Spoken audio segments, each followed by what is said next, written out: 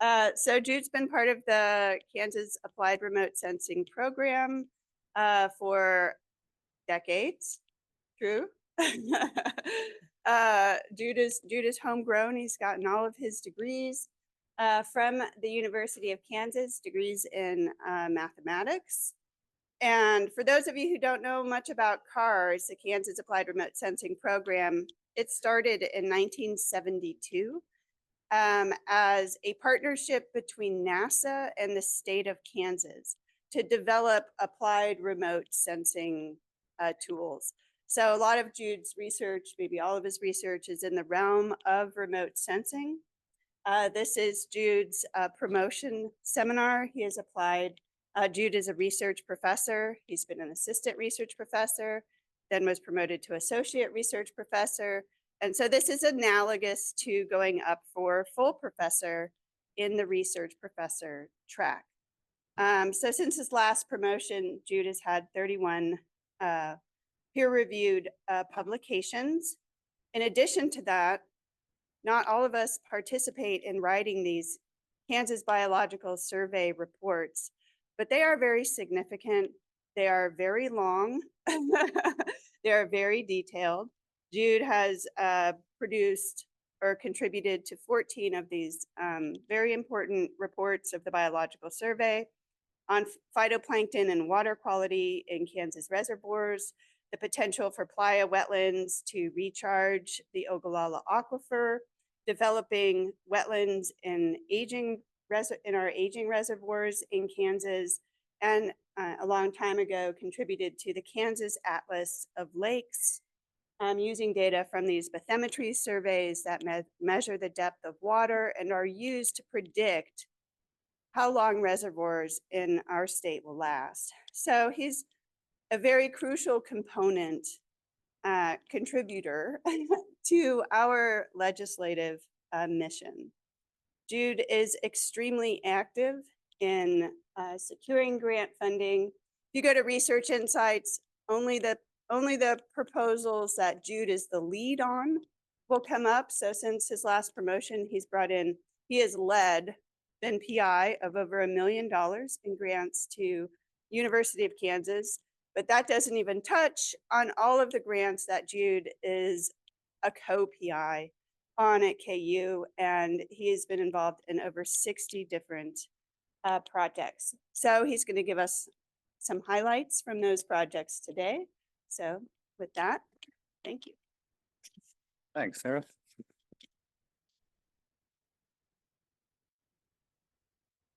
There's going to be a lot of images and pictures, so for the best.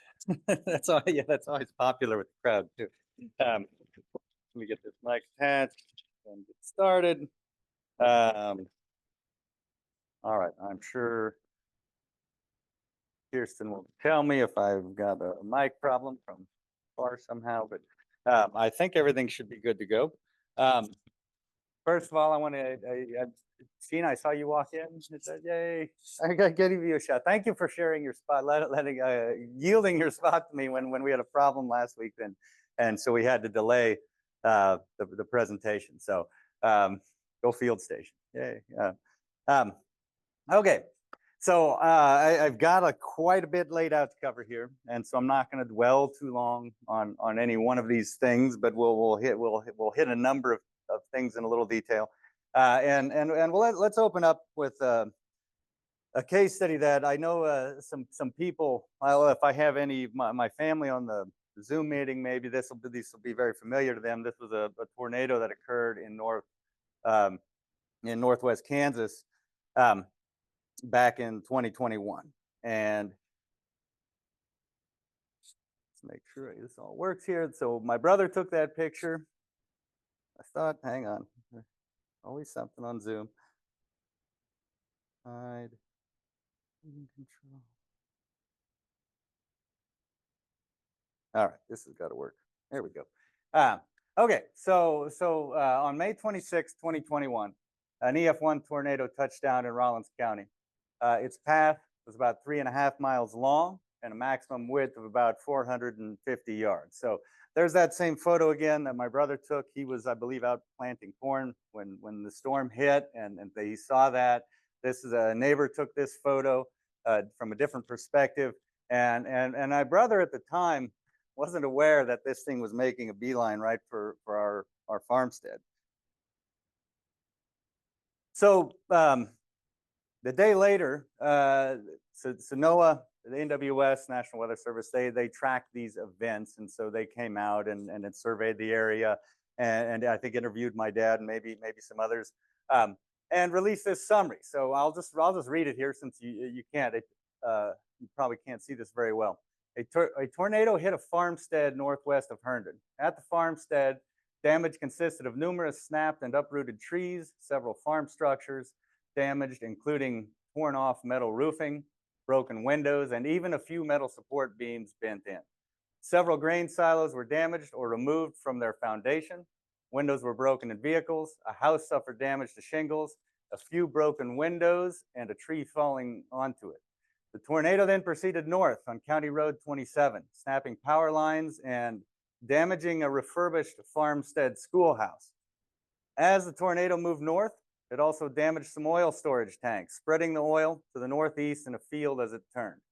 The tornado crossed the field, and a damage path was observed on County Road 29.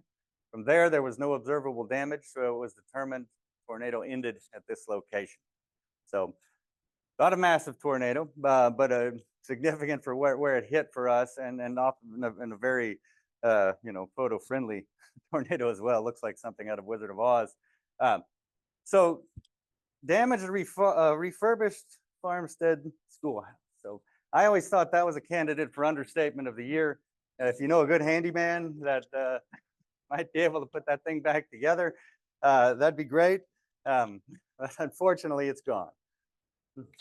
And we'll see in an image later, it ended up in most of the debris in a pile, maybe 30, 40 yards across a nearby gravel road. So that whole thing picked up and blown down.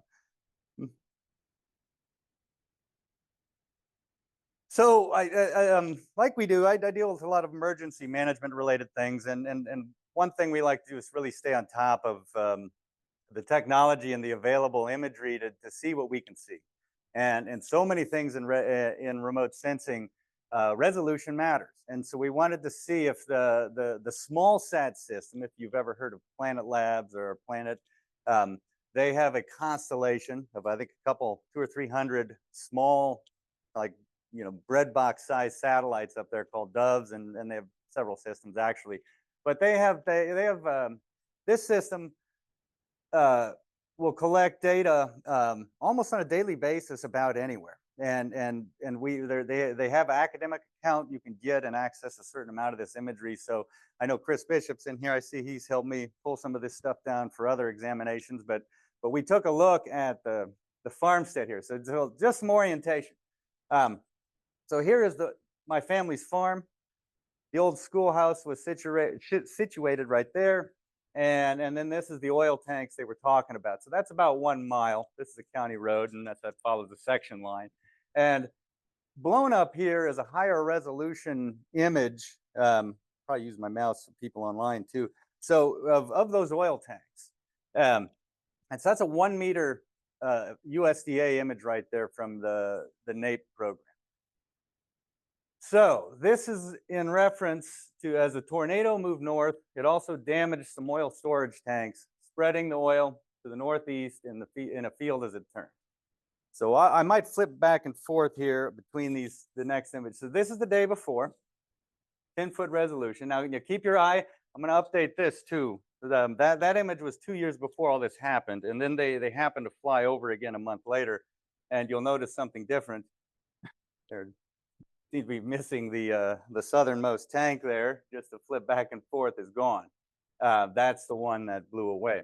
But look back at the location, and you'll see exactly that oil streak that they were talking about. So this is the day after. So we happen to have, it's Western Kansas, a lot of clear days. So clear day, and next day you have a tornado, and the next day it's clear again. So fortunately that worked out for image collection.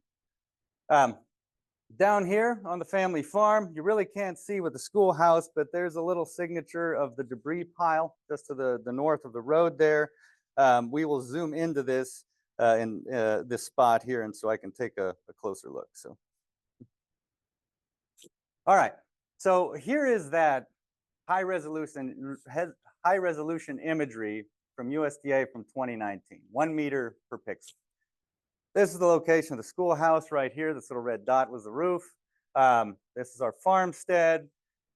Pretty sharp. These are, you can see the combines lined up there, the John Deere combines with big blue headers from Shelbourne. They're stripper header, a type of harvesting add-on. And we'll pay a little bit of attention here to the green building. That's just a big shop. But so here we are, 2 years before, and we're going to go to the next high resolution image a month later. So, well, there's the foundation of the schoolhouse, and just generally you might notice a whole lot of things have been damaged. Trees have been destroyed in the windbreak. This steel building had accordioned basically, and almost every structure on the farm had some damage. And so I'm going to focus now on the back half of that big green building there.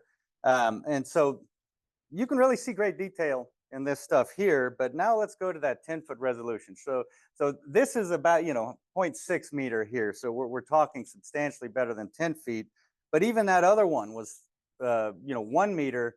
You're looking at about 3 feet versus 10 feet. Doesn't sound like a huge change, but it makes a world of difference for looking at specific things. So when you get to 10-meter resolution, things wash out a lot. Windbreak is no longer has its rows distinguishable.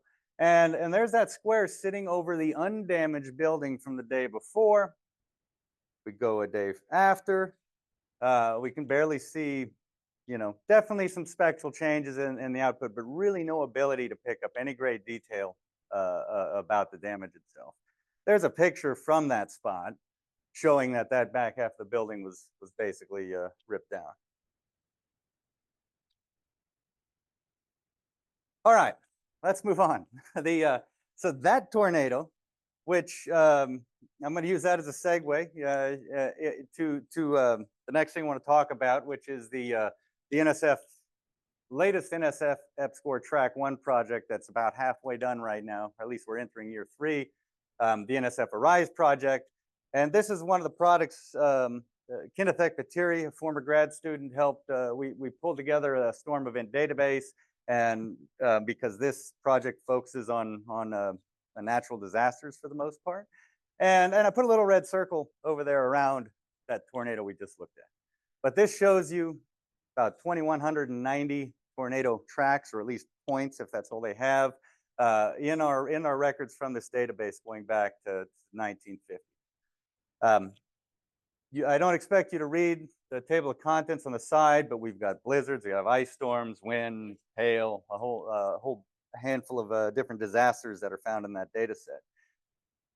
This is a web map. Anybody can access it. In fact, you can find a link to it on our dedicated project page that's on our CARS site. So a little more. What does ARISE stand for? Adaptive and Resilient Infrastructures Driven by Social Equity. This is the kind of the project map that shows you all the participants in this thing. This is like so many of these Track 1 proposals, and we've had the last one here, and then we had another one prior to that I worked on with Dietrich Earnhardt. But so Belinda Sturm heads this thing up as the kind of the head of the NSF EPSCoR group here now, and she kind of crafted this big consortium after pulling all the project ideas together. And I show this because I'm proud of this, because I made this map, and I think it looks pretty professional myself. So this is sort of on the front page of a lot of things we do. And so yeah, different kinds of partners based on the different naming there. We have a good information on elevation along with precipitation gradients on this map. But this anyway, that is the breadth of that whole project. And one more example of something that anyone can access here, we've developed sort of we call it our all-purpose Kansas map. If so, this is just a web map that we've put together and also exists on our website. If you happen to have our ArcGIS Pro, or if you're a user of GIS in any way, this whole map can be downloaded right into your viewer, and then it saves you the effort.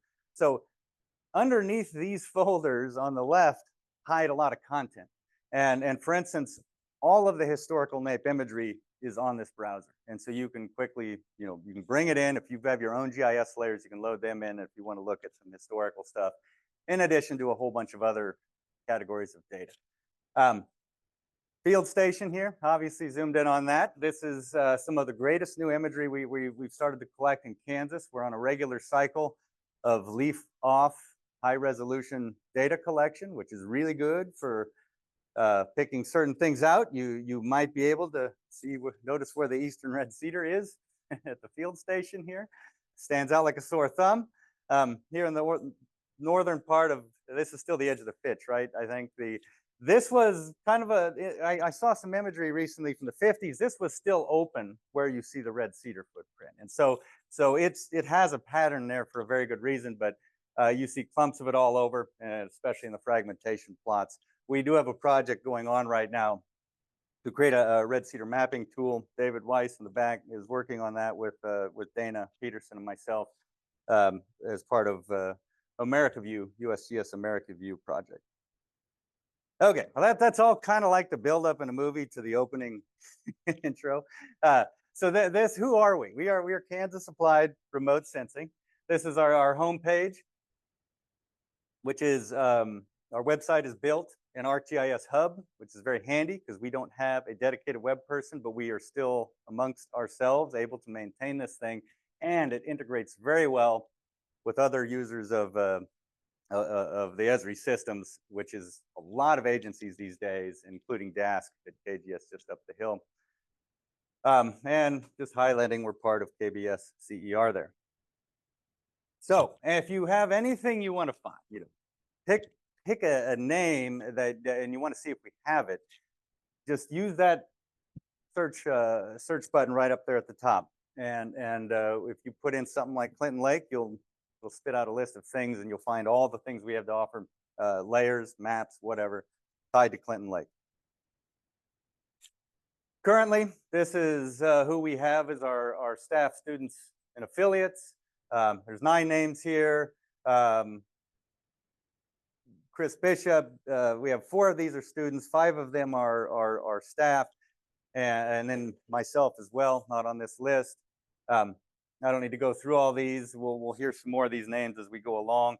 But one of the key newer members to the group here, affiliate, was Professor Jingong Li out of geography, who kind of helps rebuild our grad student pipeline with CARS and the university. Since we no longer have any split appointed faculty with CARS, we're all kind of out on our own island, and we've had a fantastic relationship now for the last post-COVID it started, and so all the students you see are all tied to Jingdong for the most part on this list.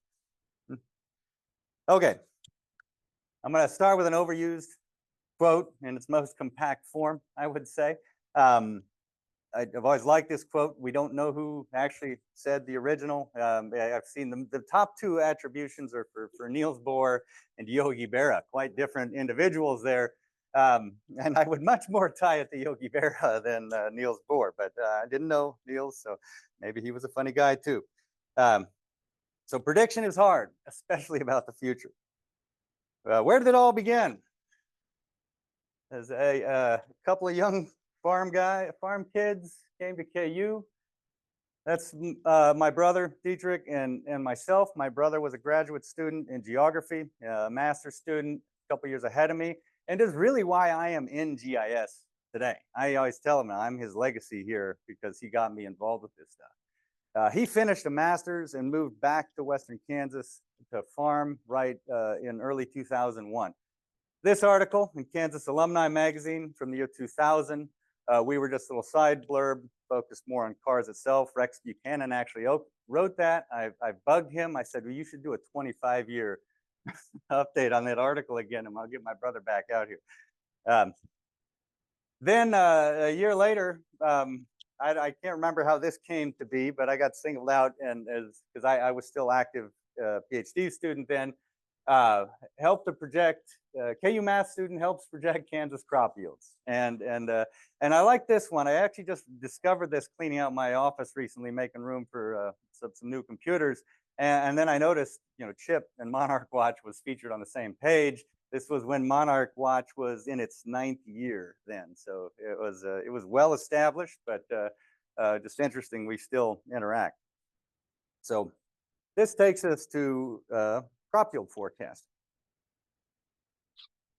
I cut my teeth on crop yield forecasting at CARS. That's what I was brought in to do initially. My brother had a USDA grant. This was part of our commercialization efforts, and I'm happy to say we are still doing it.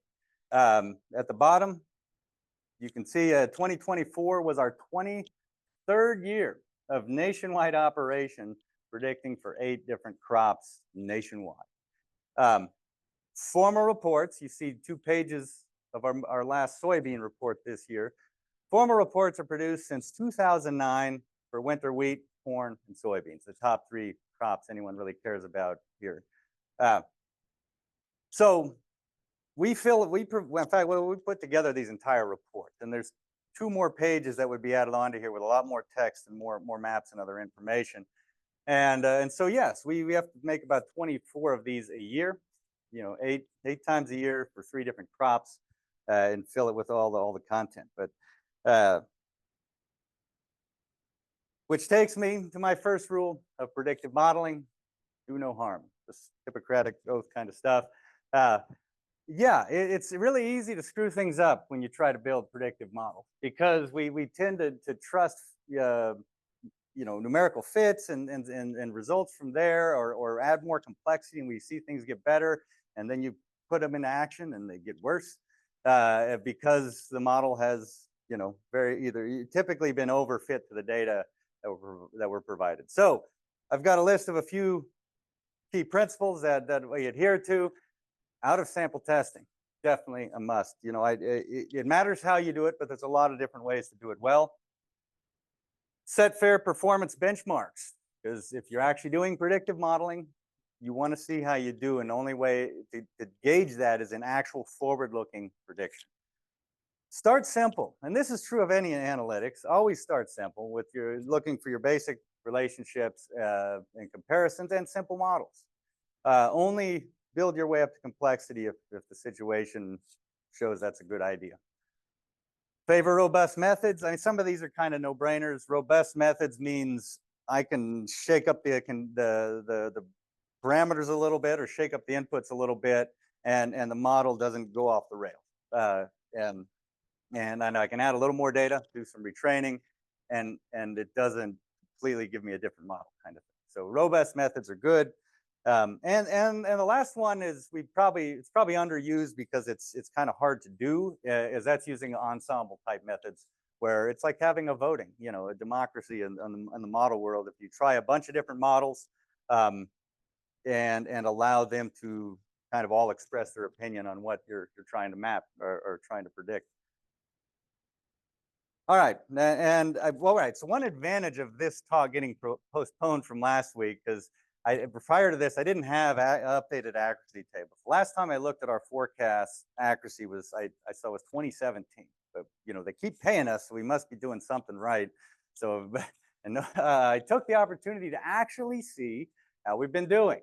Let me orient you here a little bit on these tables. So the top table is for winter wheat. We see our top 8 states there on the leftmost column. And so Kansas there, with about over 23% of the nation's crop is grown here in Kansas, and so on. And I use enough states to add up to more than 60% of the total. So you'll see a different number of states for different crops.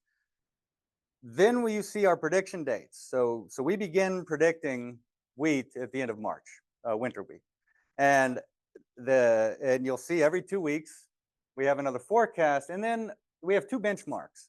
So these are those fair benchmarks. We have just a simple linear trend projection. A lot of these data have a technology trend, actually explains quite a bit of the variation. And so that's something anybody can calculate. And so if we've got to be able to at least beat that. And the other hand, we have USDA releasing their survey-based forecast. The first one's coming out in May. A little bit different calendar dates for spring wheat down here. All right, going to the colors. So the values you see are our mean absolute errors in bushels per acre, and don't worry about that. You'll see two things I want to point out. Number one is in most cases, you can see that number drop as we go further into the season, which is what you want to see. We should have more information about the crop as the season progresses. And ideally, yeah, we would love to, best the USDA on their predictions, but only the ones you see in the green highlight are actually improved over the USDA across 22 years of predictions. The yellow, though, we want to make sure as much as possible, yellow shows improvement over the trend. So simple model, we can do better than that in a live prediction setting. And you see there are just a couple of cases there in early Colorado where we don't it's not that much worse than trend, but this is just the reality of forecasting. So corn and soy, probably the two most noisy crops in the ag industry. And I mean noisy, like they get a lot of attention and they're like dominate conversations kind of thing. Very much all yellow for the most part, same patterns of reduced, improved accuracy as you go along in the season. And a few cases, soybeans always been one we've tended to do well out, and you can see we've actually outperformed USDA. Now, here at the closer to their estimate time. All of these predictions happened before this one. And I also want to point out, the June 2nd prediction date on there is often before these crops are planted. And so the question is like, well, what how is that possible? And that's where we had made a breakthrough very early on when I was hired to look at the relationship between all the vegetation in an area and the final crop yield. And so, as I said, the weeds in the ditches or how the trees are doing, how that looks even before a crop is planted can give you an indication of how the growing season is unfolding. And that is important enough that it helps give us some predictability very early on. All right, so, well, we've got a few other things here just to highlight.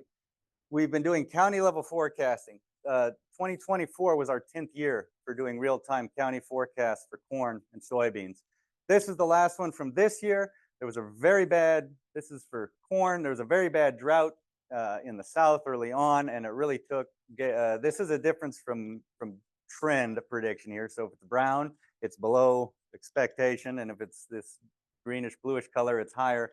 And so, yeah, we had a lot of trouble in the south this year, and meanwhile, Missouri was what we would all refer to as the garden spot this year for crops, and it shows in the forecast. And I want to call out at the top, Thermometrics Agriculture, and I don't know if Jed Lafferty's on this call or not, but we've been working with him since he was with Planalytics before 2009, and is really the reason we're still doing this today. He has taken over Thermometrics in his retirement and kept this thing afloat. And Planalytics is the original company that worked with KU on all this stuff back when I got started, and we still work with Planalytics pretty closely. Well, thanks to some other research that was done completely, independently, working with Chris Brown and years ago, and looking at deforestation and soybean production and the pressures between those two things in Mato Grosso, Brazil, that gave us a lot of knowledge for that area, and we were able to turn that into actually developing crop yield forecasts for Brazil and Argentina for soybeans. And so we just finished our 6th year of operational forecasting. Well, we finished, they're on the, the austral cycle or whatever. Their summer is, we do this prediction. They're just planting their crops right now. Their main growing season here is coming up. And so we will start this again about in December for our 7th year. And I can't not show at least one picture of kind of the grand mammy of all the products we do. This is the Green Report. A lot of you know John Lomas, the old hippie guy in the office next to me. He's been making these maps since before I started working, since the 90s. And we are in our 28th year. We've got the map archive online if you want to see it. This was just released this week. So John creates these maps with our data. We kick them up to Planalytics. Planalytics is a weather forecasting company. They fill in the description here using their weather knowledge and expertise and kind of talk to the patterns they see in the map. So this is one of their more popular sort of front page products that they distribute to a lot of folks without subscription, just because it's a lot of people like to read it. And it's updated weekly, so you get a refresh every week. Okay, I haven't even shown you what the data are behind all this, but they are NDVI. There's a few graphics in here that I think might predate me even, and this might be one of them. I think my brother saw this and said, I might have made that, and he's been gone for 23 years. This is just a shot. NDVI is a wonderful index. It's one of the earliest vegetation health indices, developed in the 70s. It is still my favorite, hands down, because of its simplicity. This is a mathematical formula that actually, it's an equation that could be analyzed if you need to, but it's also pretty easy to explain. So even though we see a color in the background, this just yields a single value. So that's a color map we've thrown on top of what otherwise would be a grayscale naturally. And with the scale you see over there on the left-hand contents. So greenness. NDVI, also called greenness, is highly correlated with photosynthetically active vegetation. And this, areas with greater amounts of live green biomass have higher NDVI values. Very well time-tested relationship. Why does that happen? I am not a plant physiologist, but even I can understand the basics of what's going on here. Is that when we have healthy vegetation, cell wall structure reflects near infrared light. That's I'm sure way oversimplified, but that's my understanding of it. And meanwhile, plants photosynthesize heavily in the red portion of the spectrum, and also the blue, but we use the red here.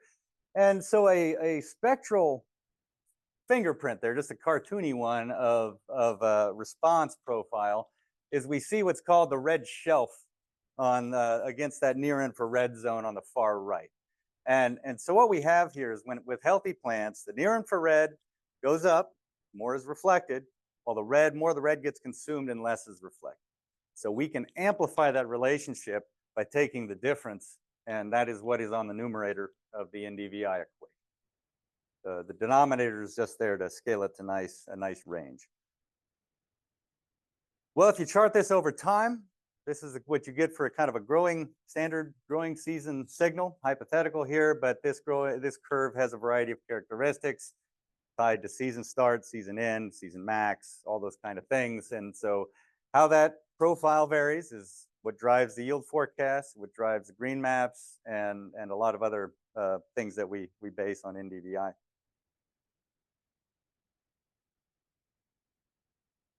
Another fun quote. The geography is just physics slowed down with a couple of trees stuck in it.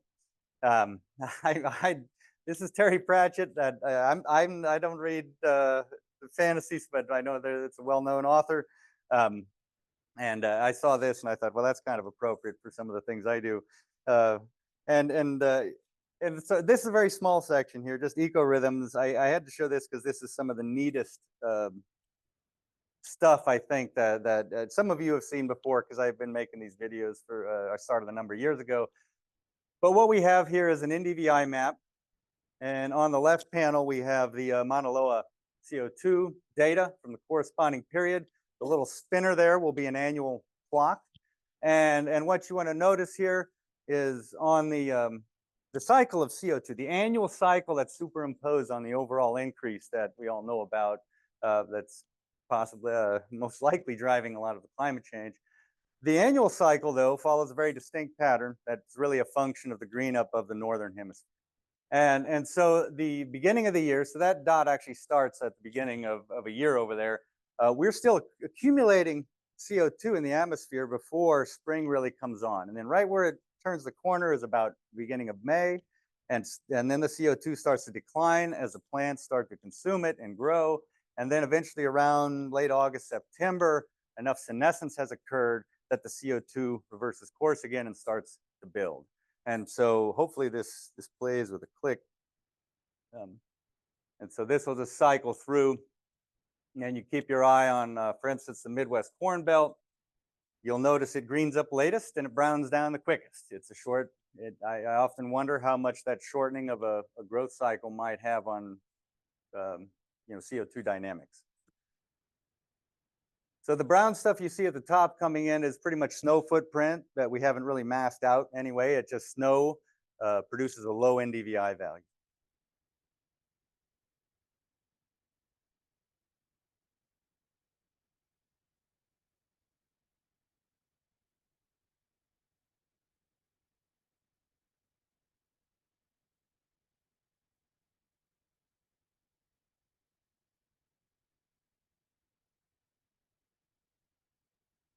And all right, because I think these are cool and probably more entertaining than listening to me talk to a static picture, I'm showing another one with about 20 years of data. China here, which is another, we cover a lot of the globe with NDVI database. So if you're working anywhere else, let us know. We've got the data.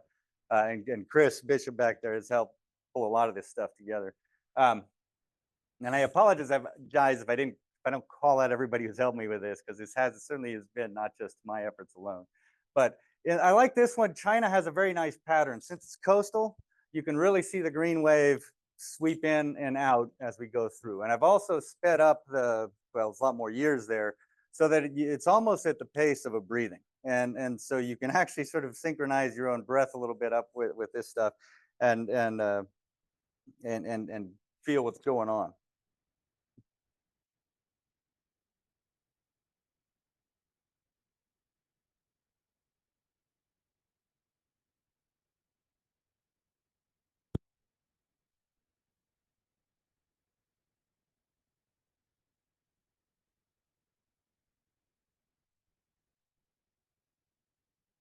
You might notice some areas, this is a lot of agriculture up in the Northeast, so it also has similar shorter seasons, like our Corn Belt does.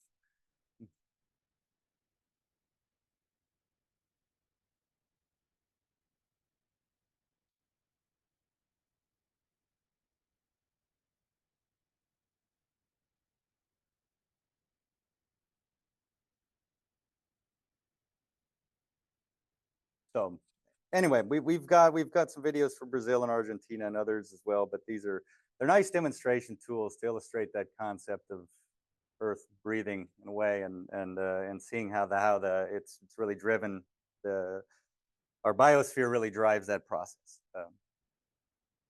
Well, all right, let's go on to the next thing then, which is one of our more recent developments, is the Sentinel Green Report. I think Dana's on the Zoom. A former student, Chen Liang, worked initially with us on this. Another student, Abhinash Silwal, will be making some improvements to this product here next semester. So this is built in Google Earth Engine, this tool. Google Earth Engine is a wonderful cloud environment, got its quirks and its issues, but the gains way outweigh the pains. And so here we have, here's Tuttle Creek Lake by Manhattan. Just for perspective, this is our classic green report with its 1 kilometer footprint per pixel, about 250 acres per pixel. This is Sentinel-2 imagery, 10 meters per pixel.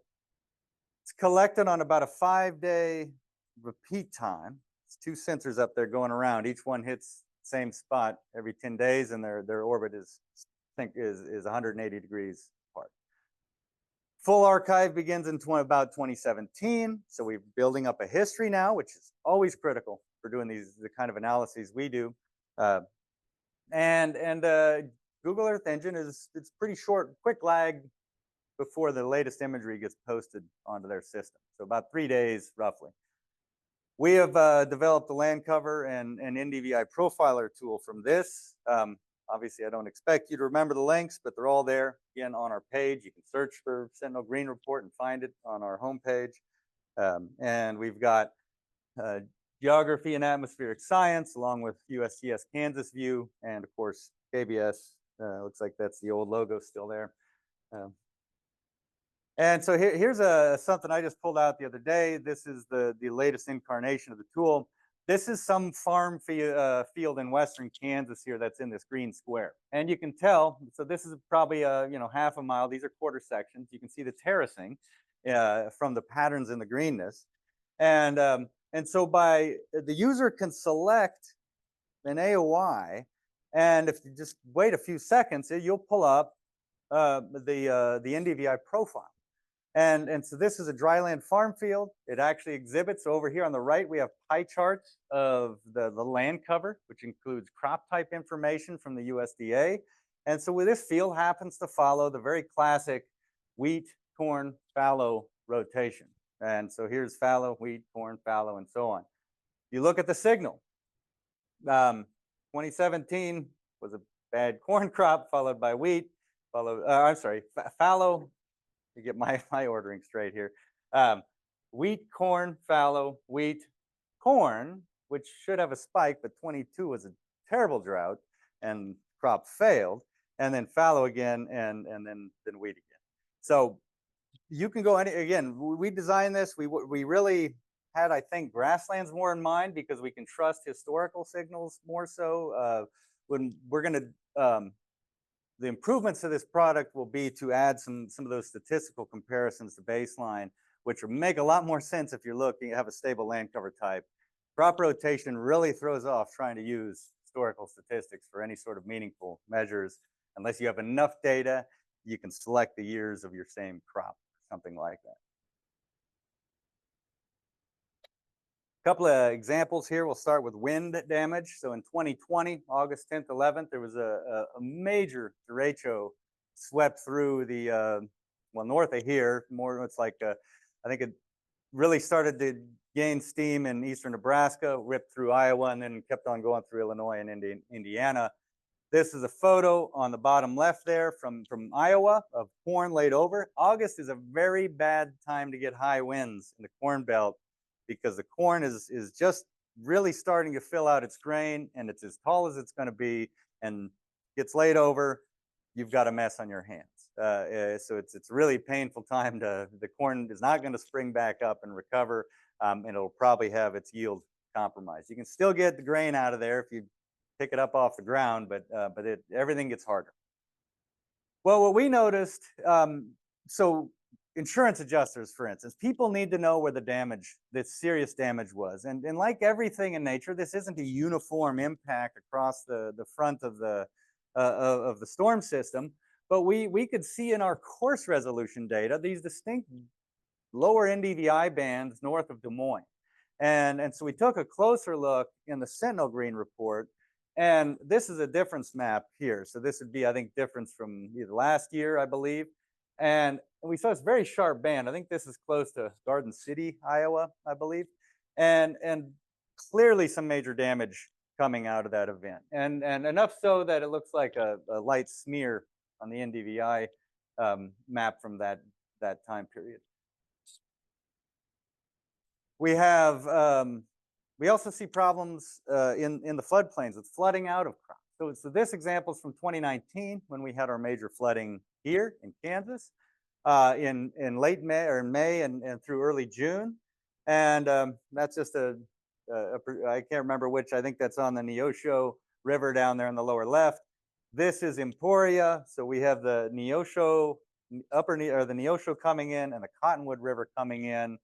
And well, I mean, this is in May, June. So what our problem here is, when we look at a difference from average or a difference from last year kind of map, this shows there's some major issues in these river valleys. And that is due to two things. They didn't get their crop planted because it was too wet from all the flooding, or it was actually underwater much of this time. Either way, that points to some serious impact on your productivity in this area. And lastly, I wanted to show a really cool project, I think, that is wrapping up, but we just had a meeting today, we might be able to keep maintaining this thing. So student Abhinash Silwal has taken over this project. Also, I think from Chin Liang, who was here before. And our job here. So there is an ethanol plant in Russell, Kansas, that is looking to develop a, well, they've got it built already, they're not started yet, a CO2 injection site just east of town. And I made sure, we didn't know how secret this was when we were working on it, but I saw some press releases about it, so I don't feel bad. I think Abhinash is going to go present this at AGU, so then all hell will break loose from there. But so what we've got here is about a 4 mile by 4 mile square. We have, these are 1 hectare pixels in there. So they're 10 by 10 sentinel pixels is what they are. And each one of those, so you probably can't see, there's a little faint yellow line in here. That's right around the well, the CO2 injection site. And that is a predicted plume, not necessarily to the surface, just where the CO2 that they're injecting underground is, it's sort of its projected spread. And so one thing we did right off the bat, so masked out of here is the cropland. Again, we don't want that signal because it's too variable, unpredictably so. So we focused on the grassland in here and the woods and just whatever natural vegetation we can find. And then we look at the behavior difference inside and outside. Now, they're going to behave differently anyway, just by composition, but we look at that relationship. You know, this is, I keep thinking of Dan with this, the synchrony. You know, we're looking at how these two zones are synchronized with each other. If you look at enough years, you kind of get a sense of their normal relationship. And so this map shows you things that are deviating from that normal relationship, but highly localized. Every pixel has been analyzed against the other pixels. And so what we're looking at is a heat map of localized vegetation health anomaly. Point of this tool is to maybe give them a little bit of an alarm, like a smoke alarm, to see CO2 can have a fertilizing or a negative impact on vegetation. I want to emphasize this is extremely experimental. We have taken great care to make the whole design as robust as possible, because we don't even know if this is going to work very well or be responsive enough to their needs, but the theory is there behind it, and we'll just have to see how it goes. We also have other information in the main tool, precipitation, weather-driven stuff. So if you see an anomaly on a map like this, we can kind of check out some other things, do a little recon before Tri-Hydro sends their team out into the field, which is always costly to mobilize. To take a closer look and do some on-the-ground monitoring. All right. One of my favorite, most interesting quotes, I think.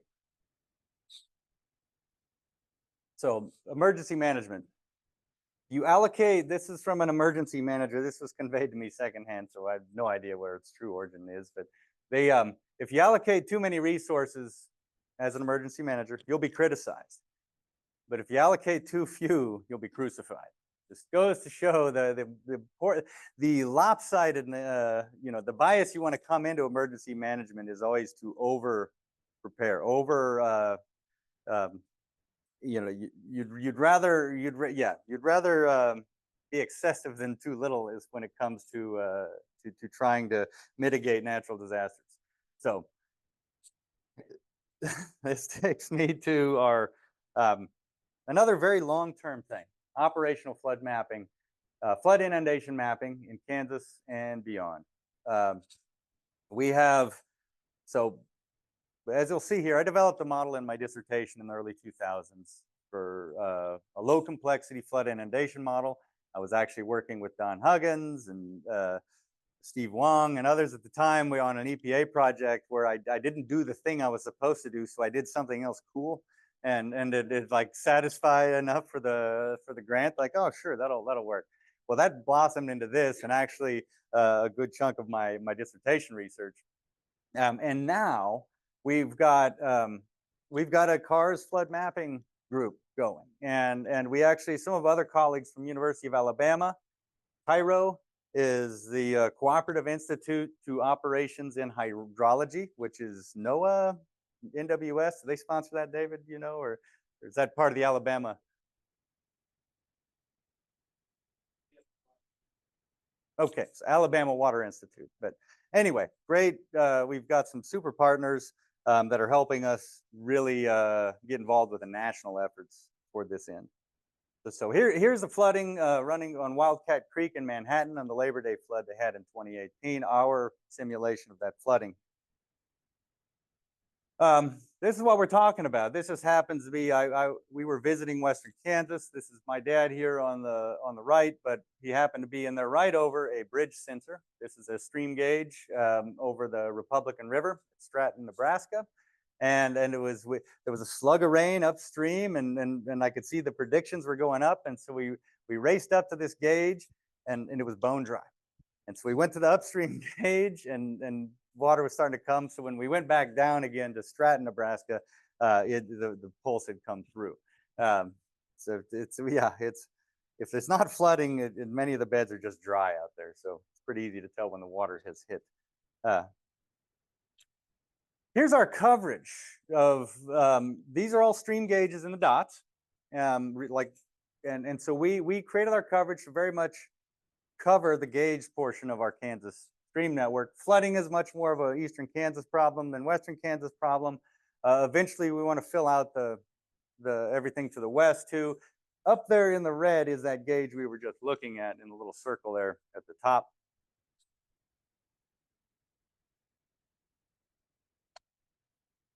A little bit of background. It's the inundation library coverage developed for the gauge stream network across Eastern Kansas, what largely came to be after the 2007 floods exposed the need for mapping. And the Adjutant General at the time, who runs the National Guard in Kansas, was breathing over the shoulder of their GIS person saying, where's the water? You know, where's the water at? We need to know so we know how to distribute and put different checkpoints or reroute, those kind of things, decisions that have to be made during a flood emergency. So we got some policy board, GIS policy board funding through four different cycles to build out the initial library and then updated it with LIDAR. We put it into action in 2019 with the Water Office. I was at a meeting, got pulled aside. Earl Lewis was at the head at the time and knew I was doing this. And so we worked with them to demonstrate and map. I don't have any of the live maps, but that was a very hands-on effort on my part. But we demonstrated enough competency that we have received some funding to now really build this tool out so that I don't have to stay up late and make maps. We have an automated system. And thanks to Jingong and all of his great students, David Weiss back there too, who's really helping. His dissertation right now is going to be focused on a lot of flood mapping stuff. Future directions: improve mapping capabilities, statewide coverage, more functionality, look at road impacts, other infrastructure, and then finally, this is our work with the Alabama folks who are old friends and colleagues involved to really get involved in the national effort. The more we get under the hood of what's going on in the national effort, the more we see there is room for improvement and in ways that we can help with, and it's getting attention now too. So it's a slow ride. No, I've been at this 25 years. A lot of things are a slow ride. You just got to be patient and just keep on keeping on. Here's a tool in action down at Burlington, Kansas. This is below John Redmond Reservoir. I actually had a former master's student of Steve Egbert who grew up in Burlington, did a research. Her thesis was on the 51 flood before the flood protection reservoir was there at John Redmond. Looking at infrastructure locations, and then I helped her with the simulation of that. Well, she graduated, and now she's I think the GIS coordinator for Coffee County. And she contacted me directly when this flood was happening and said, Army Corps is going to start releasing 32,000 CFS out of John Redmond because it's full. How's that going to impact Burlington? And so this was the map we made from simulating that effort. And I had no idea. But not this nice, well-prepared map, but the maps we sent to her, she put them out on a PSA, public service announcement. I'm like, Lord, I hope these are good. Well, so no complaints. So far so good. Um, here's so we began building this dashboard. This is just the front page of it. This is also it's an ArcGIS, an Esri dashboard here, and on it we have live stream gauges being pulled. We have a bunch of other information, the layers, but mainly we're focusing here on the coverage. I think we have a link to that dashboard on the front page of CAR's site, so it's quick access. But how does this work? I got to tell you at least one thing, more on how something works, because this is something that I had created. So I'm going to go through very briefly what the steps of this, how this works. So here we have a LiDAR data set, shaded relief. So it's not the actual elevation. You're looking at this, so we can see the terrain though. This should be familiar area to many of you. This is Mud Creek. The road you see is what, Wellman Road. So this is between like McLouth and Midway, or what do you call it? The corner there on Highway 24. And so it has 2-meter resolution. After we take that DEM and fill the depressions, then this is some standard processing, what I'm showing you right now. This was developed, I think, in the 80s is where it first got really introduced as a way to analyze elevation data hydrologically. Of course, we did not have LiDAR data then, so the data they were using was much more suspect. But once you create a depressionless DEM or digital elevation model, you can then assign flow direction to each pixel. This is, you choose the steepest descent direction. To tie, you flip a coin or do whatever. And then you have rules to go through flat areas like reservoirs to make sure they reach the outlet pretty efficiently. But what you can see by the big color breaks is everything that's blue flows this way to the lower right, everything red up, and then the other colors. But you can, if you match up this diagram, the color chart with the image, you will see flow divides and bottoms. One thing I always like to point out, when you have terrain, things are very sharp. We have sharp boundaries for the divides, sharp boundaries for the ravines. But when you look into the flat floodplain, which, for instance, up here, a lot of noise, a lot, just like chaos, because when you're in a flat area, you don't have a clear drainage direction that dominates your pattern. And those are the hardest things to model as well. So, okay, once you have this map is fantastic. This is what is the basis of our flood mapping too. You can navigate by flow direction, and we call it the raindrop model. Put a raindrop down and trace its path out of the image. And so you end up with a flow path for each pixel, because we only have one particular direction for each pixel. I always like to think of it as sort of the scaling properties, the fractal-like nature of the landscape makes this sort of approximation give you some rich structure when you go up to a higher scale. You can also go backwards up these arrows, and then you end up mapping a catchment.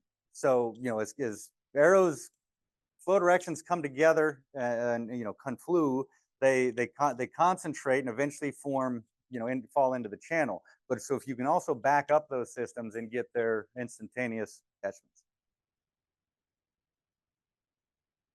Next up, we will do a stream delineation. So Mud Creek streamline, if we drop a point in at above this scene, we can trace the flow direction all the way down. And the blue there is just a line to really show you that's the pixel path that was traced out. And so this, again, this is all old, and then this is where the new stuff came in. When I developed this model, the CPCB, Don, Debbie, and Steve Wong, then I forgot who else was working with them. They had a project that looked at Missouri River Valley wetlands, and they needed a map of the Missouri River Valley, and there wasn't anything really good out there. And so we developed something, using all these things you see here, and gave them a map of the Missouri River Valley. 2007 came around, we had actual flooding.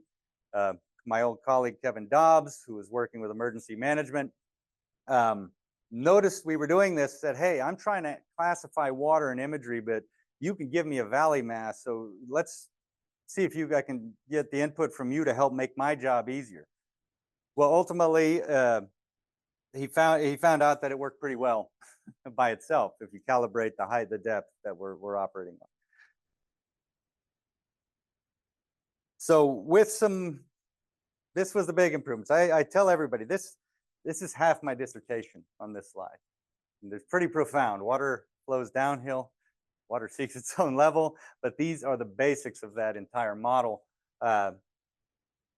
In that we have two ways, one point can be flooded from water at another point. Either that first point is upstream, like filling a lake or filling a bathtub, water rises, swells up, eventually backfills its way up to that upstream point. Alternatively, and generally much more destructively, is overland flow or downhill flow, where we simulate that with a uniform depth. And so these two pieces, so a sort of a level set full on the backfill side versus a uniform flow on the downhill side, allows us to build these inundation libraries that always trace back to the stream. And so we can get stage heights on the stream and spit out a map that's calibrated to those stage heights. At the pixel level, it looks like this. These are the flow directions there under those pixel floors. We have a floodwater source down in the lower left and a flow divide. We also can call that, so that those arrows, you only get one arrow at each pixel. And so when you have a flow divide, nothing is crossing over that according to the flow direction map. That a good term for that we've heard more recently is a glass wall, basically is set up there. Well, that's very limiting in the mapping. And so this was actually the breakthrough that made this model interesting, was developing a way to cross a ridge and create a new flood route. And so we will simply look at the how deep we are up against that glass wall, and this becomes an iterative process. And then we propagate water over that wall at that depth, trace it down wherever it wants to go. Generally, we want it to go back into the main channel downstream. So we had a bad experience with irrigation diversion canals once that just hauled our water off to nowhere and flooded where there's no way any flooding should occur. So that is the embodiment of the mechanism that those two flow concepts, how it's manifested here. All right, just so here's a snapshot of the nowcast, I guess is what Jingong called this. This is the instantaneous. This is like 3 years old here, I think. The instantaneous of all the current gauges scraped off. This is updated on a 1 hour refresh and a new map pushed out. This one looks a little raggedy. So this is Manhattan right here, Wildcat Creek coming in, and Kansas River there in the main stretch.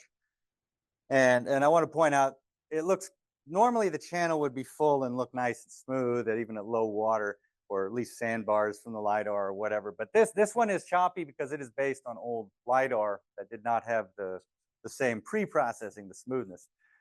We're updating these libraries now using the latest information. So hopefully by the end of the year, we will not have any more of these kind of issues. We also have a live reservoir depth. We've, through a series of various projects, we have Mark Jakubuskus's old bathymetry maps combined with our LiDAR. So we have the under the water topography, we have the out of the water topography. We put those together, and now we have an empty basin representation of the reservoir. It's flood pool. So we thought, well, all these, I think 19 of 24 federal reservoirs are in our data set. They all have a live gauge that tells us their water level. And so we can create a live depth map on a 6 hour refresh because they don't move very fast. So since the flood mapping in a lake footprint it's a whole different beast when you're in a flood control reservoir than when you just have natural flow in a valley. So we treat these differently. We try to stay out of them because that's a disruption to the flood, pulse coming through. They're designed to capture flood water. And so in 2019, both Milford and Tuttle were more or less full to the top of their flood pool. And so their footprints would look much larger than you see here. And another new image, see Jackson here. Jack is working on with, we've got some funding through the Water Office via the connection with the Army Corps is to create another Google Earth Engine tool to allow a user to inspect satellite data archives, any date range, pull out scenes, and do some very straightforward extraction of the water. The blue here you see is a result of a water extraction. It's not just what the image looks like. And so then now we have the ability to look at anybody has the ability to look at historical imagery quickly to assess how much water is standing at any given scene at any given time. This is all Sentinel right now, Sentinel-2. I think, are we going to put in Landsat? I'm not sure. I think Landsat is coming. So yeah, so that'll allow this whole process to stretch back to 1985, probably. But right now, these imagery, the Sentinel go back to roughly 2017 for the best data and a little earlier for some of it. Okay, I know I didn't mind the time much because I saw how long Ben took on his talk. Like I want to set that long. That and no, not to knock you. You use the time. You guys had a longer speaking block in that seminar. I left a lot of details off from very interesting work. I had, I'm sure Ben struggled with that too, cutting things down to what is interesting. And so here is kind of what, left on the cutting room floor, so to speak.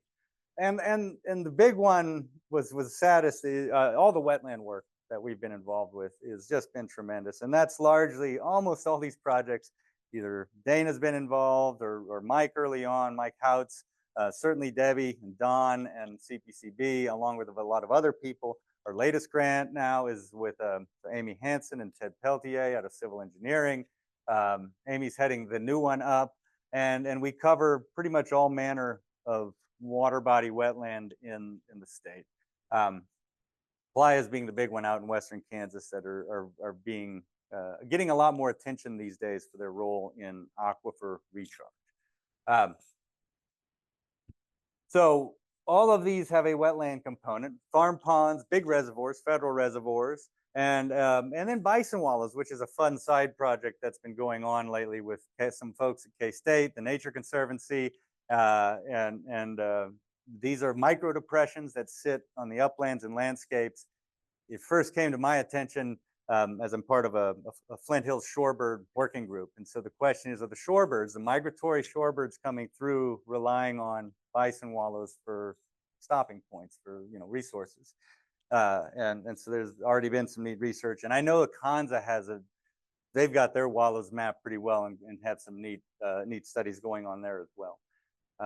What's amazing though with the wallows is we're finding things like 3 centimeters deep in the LiDAR, which way exceeds the published accuracy of this stuff. So it's just remarkable what we're able to do. Eastern red cedar mapping, mentioned David's working on that with Dana and myself, and Jingong too. Mike Houts landscape database portal, utilizing his nested hexagon framework to try to create a tool for Kansas, quick way to access all land cover data, weather data, all energy data, so all whatever we can fit in this thing.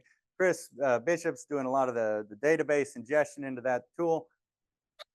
And Dustin Frost, who used to work with Mike here at KBS, lives and works in Hayes now, but he's doing some moonlighting, helping us with a lot of the programming on that. That's something we're also trying to expand outward. The newest, biggest project that has come in with K-State is Ukraine Ag. We're looking at ag land use and changes. Chris is working, Bishop is working with me on that, and I think David will. He's already participating and probably be moving over. That could be up to a 5-year project, looking a lot at the before and after from after the invasion of Russia, from Russia. That is a massive project that KSU landed. We are a subcontractor to them. They're out of the main contractor is Chemonics. If you keep going up the dollar chain, it's like $250 million, I think, for the Chemonics group from USAID.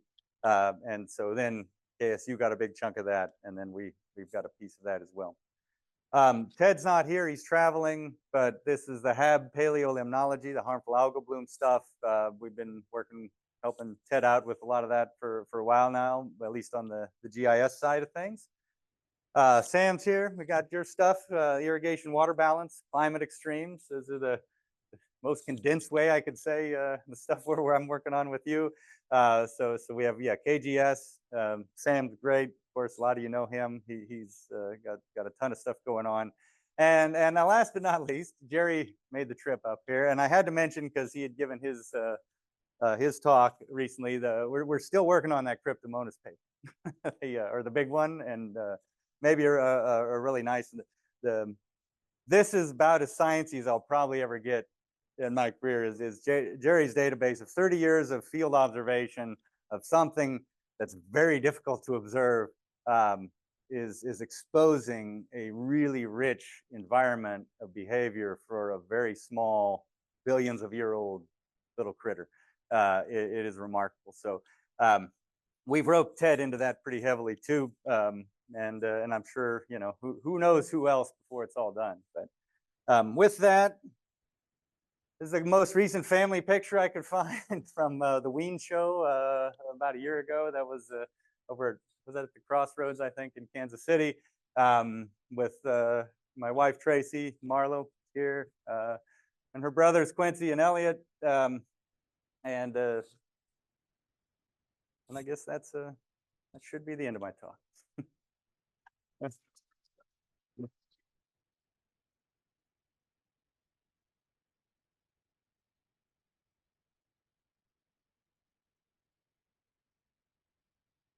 Yeah. Thank you for coming. Yeah.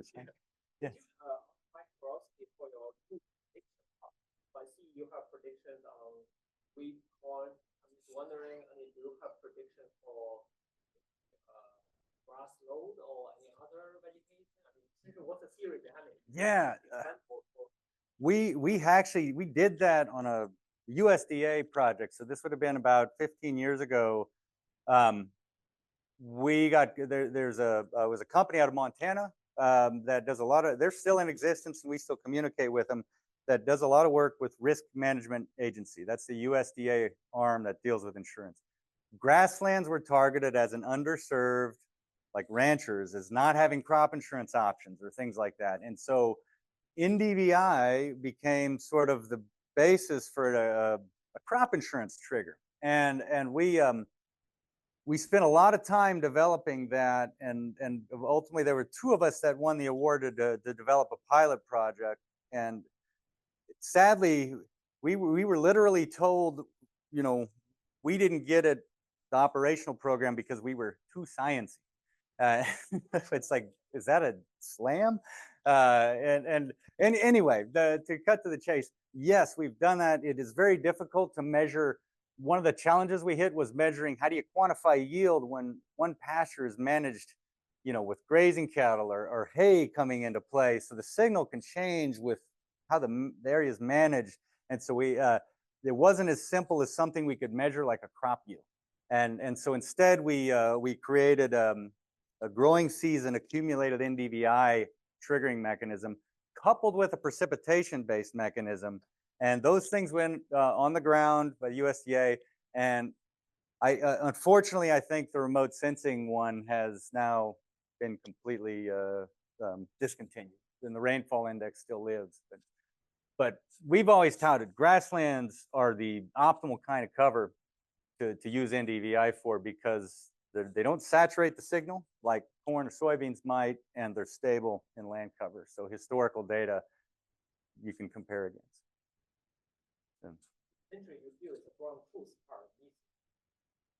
Yeah, we didn't have a target like a yield to hit. You know, we were looking at the SERGO, the NRCS soils data in the western half of the US. They give you a stocking rate, animal unit months. So we were using that as the potential yield, in a sense, like how many animals could, you know, graze on that patch per acre. And then in eastern US, we had to get even more creative and use they actually had a grassland yield, like it for good, medium, and bad. This is all in the NRCS grass production potential in their soils data set. So that's where we pegged things to, and then we let the signals do the rest of the work. Mm-hmm. Jerry.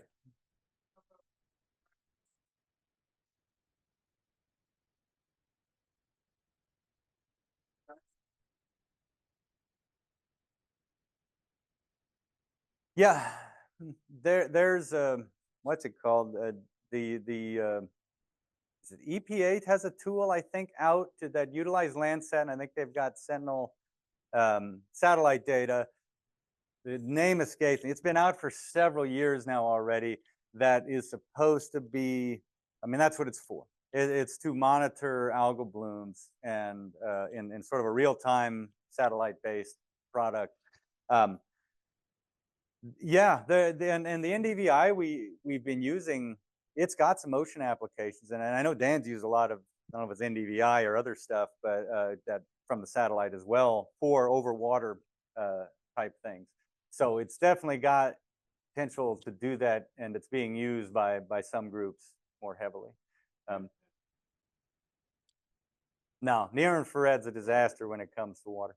It just gets scattered or absorbed, and it's all over the place. So yeah, you can't really get down and see anything happening, only when it's kind of probably too late, you know, when you really detect the thing.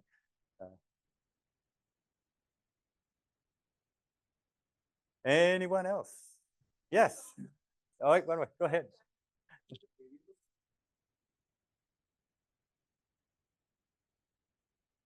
What are the? Oh, yeah, and that's something I would have filled up an hour alone trying to talk about, but and that story is much more complicated than I'm making it right now. Is largely NDVI based variables. So you saw that profile. If you take, because of the timing of things, we're not sure of the impacts of yield. We know the best information is from the peak of that signal, but we have to start predicting long before that. And so we really kind of threw in all the possible NDVI running sums at the start of the growing season on. So as the season goes on, we get more variables piling up, as well as the second order version of those variables. And so we created this massive variable pool, a lot of correlation amongst it, but we did a very intense model competition with some very harsh cross-validation to see what bubbles up that has the most stable relationship. And that is the main driver. Many years ago, we added USDA crop conditions, which were available for certain states, but they definitely helped improve our accuracy. And then the weirdest change is that I didn't mention. That's really our forecasting system now is kind of a cyborg. It's a human machine hybrid.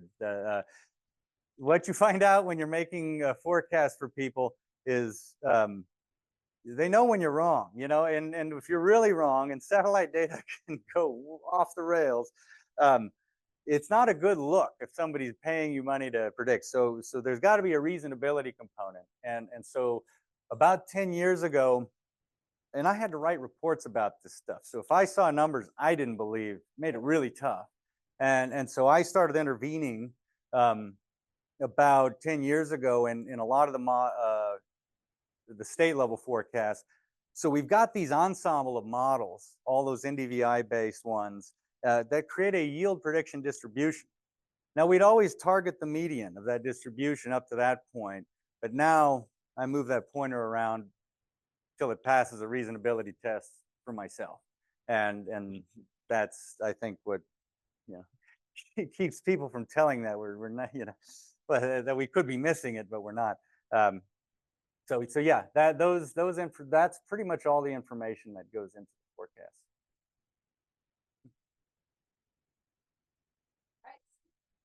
All right, thank you all.